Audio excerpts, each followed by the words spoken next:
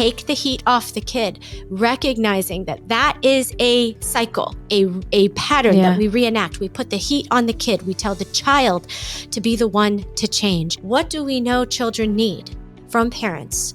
They need to feel seen. They need to feel heard. They need to feel understood. They need to feel safe.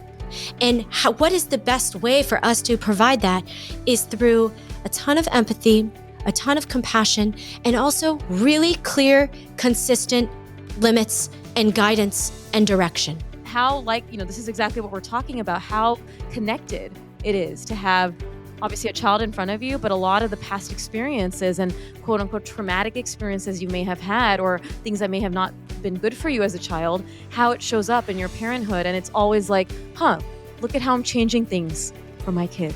I'm so proud of myself that I'm not going into that same reactive pattern of yelling and hitting and doing all that stuff that was the norm. And I feel like that is such powerful growth for parents. It's so beautiful.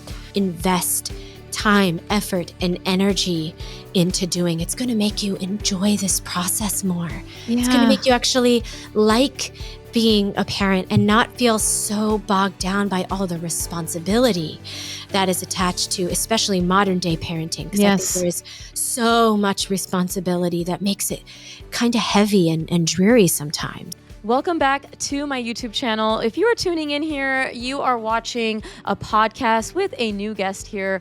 I love being able to provide this podcast on our YouTube channel. If you love the same, please make sure to hit that subscribe button, to hit that thumbs up sign so that we know you are loving these conversations. That is how this channel can continue to grow. Today, I'm excited to welcome back Bryana Kappadakunnel. She is a therapist, parenting expert, and the founder of Conscious Mommy. She's here to share insights from her new book, Parent Yourself First. Already, I just love that title, which focuses on the transformative power of self-healing in parenting. And her work is emphasizing unlearning harmful patterns, fostering emotional connection, and building stronger relationships with our children by first nurturing ourselves. I can't wait to dive into her wisdom and learn more about her inspiring mission and her book. Welcome back to the show, Bryana. Thank you for having me, Dr. Mona. I always love our time together. Me too. And again, I just want to congratulate you. I have a lot of, budding authors, returning authors coming on my show. I have been open about this, that I'm in the process of hopefully writing a book, and I've heard how arduous the process is. So first off, congratulations on getting to this point of being able to talk about your baby, Parent Yourself First. Thank you. It does feel like a baby. It feels like my third child. Yes. You have nurtured this into life, and now it's out there, and I'm just really excited for you. But before we get into the conversation, tell us more about yourself and what inspired Parent Yourself First. I think, as a licensed marriage and family therapist, and I specialize in working with families and very young children, it just was something I kept coming face to face with I would hit this roadblock where I'm trying to help parents understand what is going on within their child. And it just kept routinely coming up, this almost block and difficulty with being able to fully connect with their child's experience. And, there's something really beautiful about being a child play therapist, because it kind of teaches you to see the child within all of us. Mm-hmm. And so that is what kind of led me to want to start talking with parents about their inner child, about what's really being brought up for them, why, and almost framing that difficulty with connecting with their child's experience through that lens of, I wonder what happened to you? When you were a little kiddo and you were doing these same things that your child is doing right now, what do you remember happening to you? And there's something just really powerful that unlocks within when we're able to make sense of that. Well, first of all, just name it, and then make sense of it, and then take responsibility for ourselves and actually choose to show up as a more mature parent. And so that's really how Parent Yourself First came to be. I love it. Well, exactly. And I think that's why we share a lot of the same passion for the parenting space. And, obviously the work is not just about, I think I remember some reels of yours, talking about how one of the most surprising thing parents realize is that the hardest part of parenting is your own insecurities, your own upbringing, right? I have always said the same thing. And, my husband and I, we talked about this heavily before we had children. And I did a lot of work before trying to get pregnant because I had a lot of Mhm. anger management issues. I grew up in a household where a very physically and verbally angry father. And so for Mm. me, before I even tried to even have a kid, that was important for me that I worked on that. I started Mhm. doing a lot of channeling on anger management. It got so much better. But then, of course, we know parenthood in itself is a journey of milestones for you as well as for your kid. And it's such a beautiful thing. And how important is this work, not just for being a parent, but also for self and also marital relationships and relationships with other people. You learn so much about what you need to change. And it wasn't until I started EMDR. So if anyone's not Mm. familiar, it's a type of trauma therapy. And I would go through like the memories of my traumatic experiences or experiences that didn't serve me. And all of the experiences ended up with a positive visual of me with one of my children and Mm. how this is exactly what we're talking about, how Mm. connected it is to have obviously a child in front of you, but a lot of the past experiences and quote unquote traumatic experiences you may have had or things that may have not been good for you as a child, how it shows up in your parenthood. And it's always like, look at how I'm changing things for my kid. I'm so proud of Mhm. myself that I'm not going into that Yes. same reactive pattern of yelling and hitting and doing all that stuff that was the norm. And I feel like that is Right. such powerful growth for parents. It's so beautiful. It's so beautiful and it's so important Yeah. because if we're going to have children, the purpose of having children is to grow Yeah. ourselves. We tell ourselves it's to shape them and get them to fit into a mold and, get them to be who it is that we want them to be. But once you really get into raising children, you realize there is no amount of boxing a kid Yeah. in that you are actually capable of doing. That child will rebel against you. Yeah. That child will eventually demand to be their full, authentic self. And so now here you are, really like face to face with, especially if you're raising young children right now, your own personal growth and that Mhm. ability to like recognize, oh, what happened in my past and how does it affect the way that I am right now and the way that I am showing up right now, my expectations, my beliefs, my wounds, my actual reactions. Can I create a sense of awareness around that? Yeah. And when we do, what I find is not just like that personal growth, which is so important, but also a slower, like we become a little bit slower. We appreciate stillness a little Yeah. bit more. We become more present. We are more gentle. We are more compassionate. We are more empathic. All of these really beautiful and important qualities that I think a lot of parents expect out of their children, yet struggle to embody themselves. Yeah. And so that's what this book is about. That's what Parent Yourself really teaches us how to do. It teaches us how to nurture these important things that we want to see in our children, but we have to first embody ourselves. Well, I love what you mentioned about what's happened in my past and that Mhm. self-awareness through your work, as obviously a therapist. Why do you think a lot of parents struggle with needing to understand that connection process and how important that our past is? Is it a lack of awareness? Is it I don't need to change who I am? Like, why are you seeing, or what is your thought process on why parents are struggling with that concept of recognizing past patterns, behaviors, events that can shape them in the modern day on how they parent? Yeah.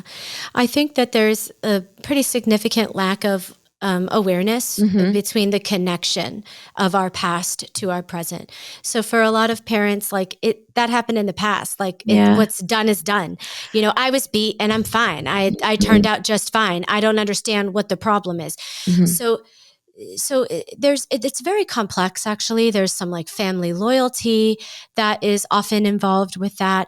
A lot of, if especially if parents are still alive, it's relevant across many cultures Mhm. to never speak ill about your elders, to never complain, or to never Yeah. show anything other than total gratefulness and Yes. gratitude for all of the sacrifices that they made for you. And so so we tend to have like a very binary way of looking at the hurts that we experienced in childhood. If I talk about the hurt, then that means that I hate my parents and I think they were really bad and I shouldn't have a relationship with them. Like, no, that's Yeah. not That is a very binary way of looking at it. And so what we can really do is like recognize that, like, as you said, that didn't serve me. Or, for a lot of people, that behavior hurt me. Yeah. And I also understand that, like, my parents are human too. And like, they have their own stuff. Yeah. And I'm going to liberate myself by not taking on their stuff anymore. Yes. And I'm going to liberate myself by like not being afraid of disappointing them because I'm not taking on their stuff. So this is what being a cycle breaker is really all about.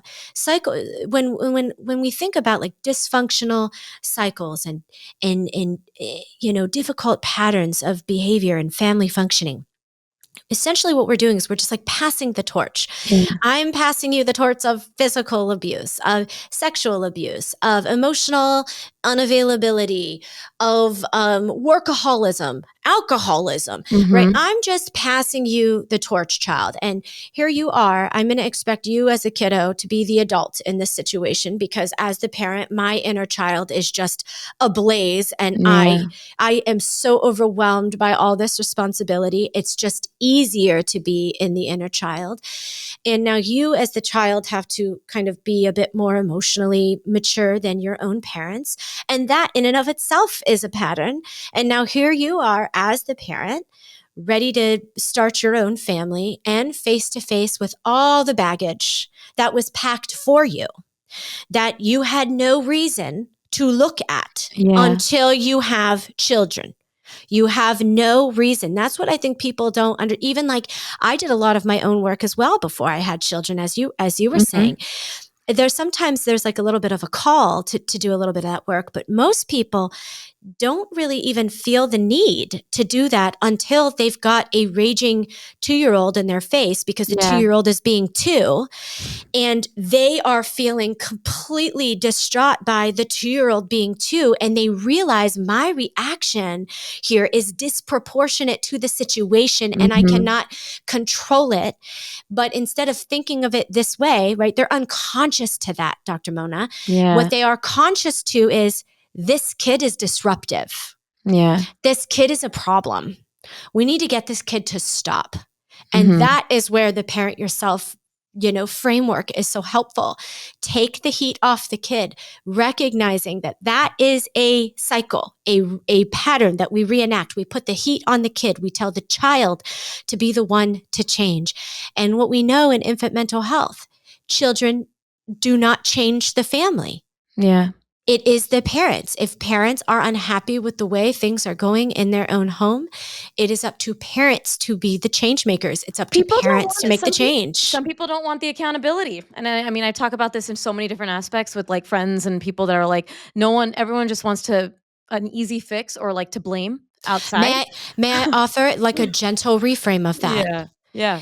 I think they're afraid Yeah. of the accountability Yeah. because as a child, then it becomes I become curious.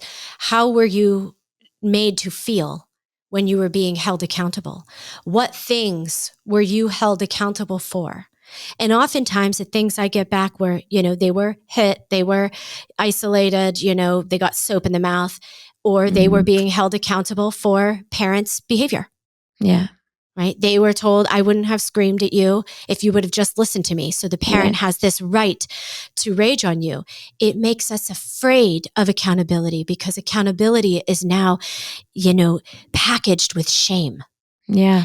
And that is what I'm trying to help parents make sense of so we can deconstruct the shame, take it away from the accountability, and just see accountability as an important part of healthy, functioning relationships.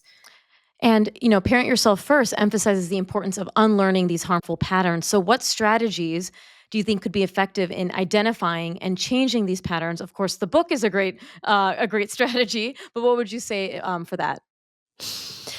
So there's two main strategies that I outline in the book. I mean, there's quite a few, but the two Mhm. that would make the most sense in this conversation is the first one is us learning how to sit with what makes us feel uncomfortable. Mhm. Learning how to sit with our own pain, our own hurts, our own wounds is really heroic. And when we do that, it revolutionizes how we show up in relationship with our children. It teaches our children how to sit with what makes them feel uncomfortable. Now, Mhm. I'm not saying to sit in it and stir in it and Yeah. be in it forever. But what I am suggesting is that we stop avoiding it. Yeah. So sit is an acronym, SIT. S means slow down. You've got something uncomfortable, you're triggered, you're feeling reactive in your body. Slow down. I internally sense what's happening here. Do I feel a tightness in my throat? An emptiness in my belly? Are my breath feeling trapped? Are my hands Mhm. feeling clenched? Is my jaw feeling really tight? What am I actually like sensing and noticing here in my body? So essentially what we're doing is we're slowing down the reaction, right? The better, more in tune you get with what's really happening inside, you can actually change the way you react. Now, the T, this is something that I think a lot of us don't know how to do, but I think is very important. Talk Mhm. with the feeling, right? So instead of silencing the anger or criticizing the hurt, Yeah. talk with it. Try to understand it internally. It's an internal dialogue, right? So this practice, learning how to sit with it, this makes us very courageous. It helps build resilience within us Mhm. as parents. It makes us like kind of unbothered and not really like shakeable when our children are face to face with their own shenanigans, because the kiddos are going to come to you with their own shenanigans. So and so took my toy. So and so said this about me. I worked so hard and I didn't get the grade that I deserve because that teacher hates me. Right? They're going to come to you with all kinds of stuff, and you have the choice to either like let your wounds get you wrapped up into it, or learn to deal with your own discomfort so that you can help your child learn to deal with their own discomfort. So that's the sit with it approach that I think I look at sit with it as like a reflective practice. Like Mhm. this is something like I'm probably going to do like at nighttime, or maybe like in the morning, just like taking 5 or 10 minutes to myself and just noticing, reflecting on the night before, or thinking about how I want the day to be, right? I noticed a little yawn there. It should be like that. Like Yeah. it should allow us to just release whatever stress it is that we're holding on to and just create a little bit more freedom internally so that we can show up for our children in the ways that I think most people, at least the people that I interact with, really want to, you know? Yeah, I think, like you said, I think that reframe of like people want to, but they're scared. Whether it's of the accountability, whether it's of the change they have to go through. And you spoke about how you went through that work before having kids. Like I knew I had to, but my husband was one of those people who were like, nah, it's fine. And then he realized once we had the child, kind of what you're saying about that 2-year-old having a tantrum, and you're like, oh, he realized earlier than that, and he was like, oh, I need to go through my own work, and he went to therapy as well, and unpacked a lot from his childhood, that now he's this, he literally we use the terminology inner child a lot in our house Yeah. because it's a real thing. And I have said this, and we talked about this at the beginning, it has made us better parents, better communicators for each other, for ourselves. It has just been a positive impact. And I love Yes. that you're empowering parents through this book. And you also talk about in the book, and you mentioned it already in this conversation, parenting from a place of connection. You talked Yeah. about how when we understand this, we can better show up for our children and understand where they're coming from. How does parenting from a place of connection differ from traditional parenting approaches that we may know of? So, traditional parenting approaches, the traditional parenting paradigm, Mhm. connection is secondary. Mm. What's actually more important in that kind of mentality is a child's compliance, Mm. Yeah. and and honoring the hierarchy, on seeing the parent as an authority figure who is to be listened to, and the child is to be submissive to and the idea, it's not, I don't want to like paint it as this like negative, bad, evil thing. The idea is that I am your parent, I know what is best for you, Mm-hmm. and I have a path for you that I expect you to take. And if you veer off that path, then I can use whatever measure necessary to get you back on the path that I feel is fit for you. So that's really my interpretation of the traditional parenting paradigm. It's high structure, you know, very authoritarian, almost like drill sergeant, like dictator ish, and not a whole lot of warmth, not a whole lot Yeah. of empathy. Now, this because of this mindset, and it's usually very more behavioral based, right? Like if a kid is acting out, they need attention, and so the best way to get them to no longer need that is to ignore them so that they stop acting out for attention. These things have left a generation of people struggling to meet their own emotional needs, Yeah. really feeling the wounds of emotional unavailability and emotionally immature parenting. And those wounds are going to be felt in like rejection, and I'm not enough, and I'm a failure, and God, I can't live up to other people's expectations, and all of those motifs that you hear a lot of people our age in their Yeah. 30s and 40s just like really struggle with. Now, the then oftentimes what we'll do is we'll swing to the other side of the aisle. We become so overindulgent. Everything becomes about emotions. We are so afraid of Yeah. providing any kind of limit and any kind of structure because we don't want that child to feel stifled the way that we did. And now we're in this permissive Yeah. parenting land that is also detrimental. It's not good for children's mental health. What do we know children need from parents?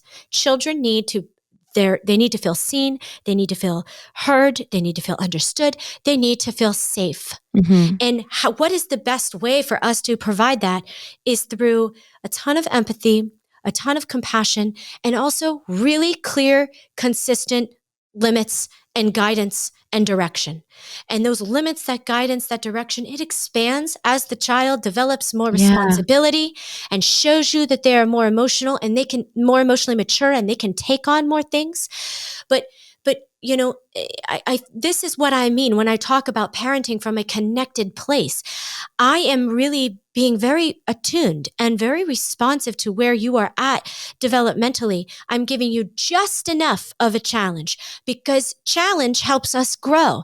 And that's my job as your parent, is to be the shepherd and the guardian of your own growth process, not what I think your growth process should be, but Yeah. your own growth process as it is human to human.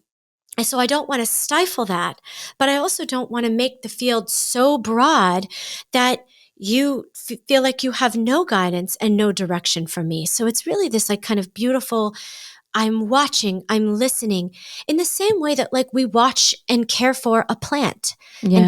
tend to a plant.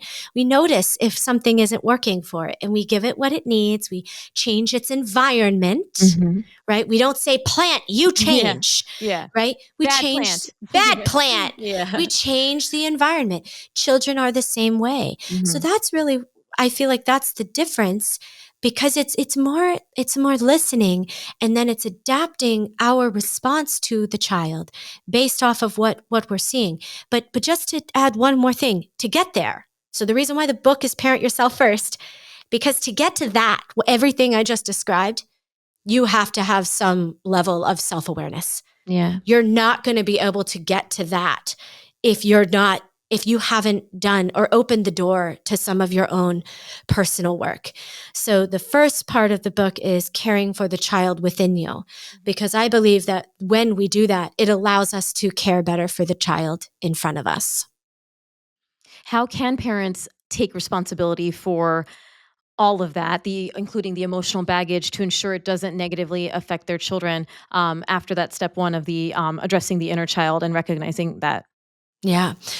So I think probably one of the most important things that we can do is have a self compassion practice. So, this is rooted in research. There's plenty of literature that proves that when we have a self compassion practice, we We have lower stress levels. Yeah. We are less anxious. We are more in the present moment. We're less depressed. We're more forgiving. We're just gentler. We're kinder. So even like this idea of like, oh, I can't ever, pass along my baggage to my child, we can even soften that. I'm probably going to pass along some baggage to my child. Yeah. And I'm going to be so gentle with myself and do what I can to resist that or to avoid that. And when my child confronts me that I've projected something onto them that has everything to do with me and nothing to do with them, my child is not telling me I'm a bad Yeah. parent. I'm still a perfectly fine, good, great parent. I'm an adequate parent. I'm also just human. And it's okay to be human. It's okay to have tough moments. And when your child presents you with a moment of opportunity to reflect, take it Yeah. rather than defending yourself Yes. to your kiddo. Just, like my kiddo told me the other day, he was very jealous about my 4-year-old's birthday party where he was treated like a king. And my 4-year-old says, well, you never pay any attention to me. You never give me attention. He was very upset. He really believed that. And I could have taken the bait. And Yeah. I wanted to. That immature part of me wanted to take the bait, Yeah. right? Who do you think you are? I pay look at all these photos of you. I'm taking Yeah. so much. Yeah, of course I wanted to take that bait, but I didn't. And instead I said, well, tell me more about what you mean about that. You say, I don't give you enough attention. Where is it that you like, tell me more, like how you want more of mommy? Maybe you can make something happen for you, honey. Right? It just turned out that he was feeling very jealous of his brother. Yeah. And it was in that moment. It wasn't a reflection of my entire history of parenting him. It was just the moment. But it's very difficult for us to just accept just a momentary feedback from a child if we haven't done our own work, right? We will often generalize that and think that the child is saying a grand idea about who we are in totality, and they aren't. Um, so yeah, I think that self-compassion practice is a big takeaway from the book. And it's something I really want parents to invest time, effort, and energy into doing. It's going to make you enjoy this process more. It's going to Yeah. make you actually like being a parent and not feel so bogged down by all the responsibility that is attached to, especially modern day parenting. Because I think Yes. there is so much responsibility that makes it kind of heavy and dreary sometimes, you know? Well, I agree with that. And I think that's part of I talk a lot about modern parenting, and then I see like how our generation is way more stressed about this entire process than our parents ever were. Yes, Right. they did. Yes, there are many of us who have grown up in households that did not serve us in good ways in terms of, emotional regulation, things like that. But they're like, I love that you brought up that extreme shift to going to completely permissive versus the authoritative in fear of having that happen. But there is that balance. And I also love the example you just gave about your son being upset about his sibling's birthday party. And rather than going down that lack of gratitude, you're such a brat, da da da, which a lot of us tend to want to do because maybe we got that told to us when we were a child. Hmm. You created what you have preached is that deeper connection during that Hmm. moment. Is there any other practical tool that can help parents foster that deeper connection in vulnerable moments, whether it's a child feeling unseen, whether it's a tantrum or defiance, besides what you perfectly demonstrated with your son that you just asked him questions? Yeah. Well, it's having a curious Yeah. mindset, right? And the more curious you are about your own reactions, I mean it, the Yeah. easier and more organic and almost effortless it becomes for you to be very curious about your child's reaction. Something that I often remind myself is I'm not interacting with my child right now. I'm interacting with my child's angry part Mhm. or my child's sad part or my child's rageful part or and what's even beneath that part. Often it's fear. It's a fear of being hurt, a fear of being misunderstood, a Yeah. fear of being rejected, a fear of not being enough. Sound familiar? Mhm. Oh, It's yes. this is what I'm trying to help parents understand. Like, Yeah. this is just part of the human condition. We wrestle with these things. And so it's not so much of like a magical say these words and now you're going to be this like beautiful connected parent. It's actually more of an action. I'm going to be curious with you and try to understand, and I'm going to show up in a really safe way. And the way that we show up in a safe way for children is we say, "Here, honey, dump it all out." Yeah. Right? Let's get this big old bin of Legos, metaphorically speaking, and let's Yeah. just dump it all out on the floor. It's very intimidating to do that, right? Because you're Yeah. like, now I have a bunch of Legos that I have to pick up. But when we kind of have them dump this metaphorical bin of emotions out here onto the floor, now I get to show it back to you and Hmm. say, okay, here's what I'm seeing. Does that make sense to you? Okay. It makes sense because I'm also seeing this. Yeah. And it's there's no judgment there. So instead of going into a place of judging a child or telling them they shouldn't feel this way, or an anxious need to like fix it. Well, how do we make it go away as quickly as possible? Because I cannot tolerate this feeling, and therefore you should never tolerate it because feelings are bad, and feelings are something that we're not really supposed to have. Or if you are raising a son, right? Yeah. Feelings are weak, right? That's Yes. really bad. Or if you're a girl, don't feel certain feelings because God forbid you get angry. Women are not allowed to be angry. They must always be mindful and demure. So, Yeah. so when we learn, okay, no, we can actually just like dump it out, and it's safe. It's okay to dump it out, even if it's overwhelming, even if it feels scary. We're doing it together, and my job is to just kind of show you back what I see going on here, and then how can we move through it? Where do we need to put our attention on something else? Do we need to spend a little bit of time just being held and rocked Yeah. and loved and comforted? Do we need to like take some action steps to solve this issue Yeah. because you, child, are overwhelmed and don't know what to do? Like, do you need me to give you some choices? Or if you've got some older kids, do you need me to just back off and watch your process Yeah. and let you figure it out on your own and not feel me hovering and trying to control the process so much? That is what I believe being in a connected, attuned, responsive relationship with the child really looks like. It is being unafraid of what the emotions are and what is beneath them. Yeah. It is helping them make sense of it, and it is giving them a clear, path, helping them find their path through it so they don't get stuck in it, Yeah. right? Uh, Does that all make sense? Absolutely. No, I absolutely. And in terms of the book, what is the single most important takeaway you hope parents can gain from Parent Yourself First? For someone who's like, I know I need to do all this, and is this book for me? What would you tell them? I think the biggest takeaway is when we are willing to self-reflect Hmm.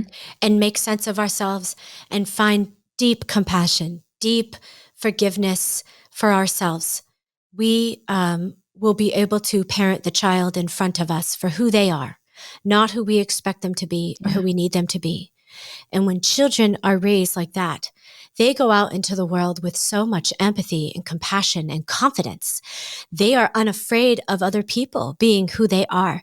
It creates for a more inclusive world. It Yeah. creates a more gentle society that really cares about each other. Yeah. And I hate to say it, I just can't think of anything that is more relevant and more important than that. Creating a generation of children who deeply care about all because they walk with a feeling of being fully cared for. Yeah. So I feel that I this. think is a big takeaway. Absolutely. I feel this in the work that you've done even before the book. And, obviously knowing you and your account and your mission, conscious mommy and all of that. I think it's so important. And that consciousness, that intentionality behind parenting, right?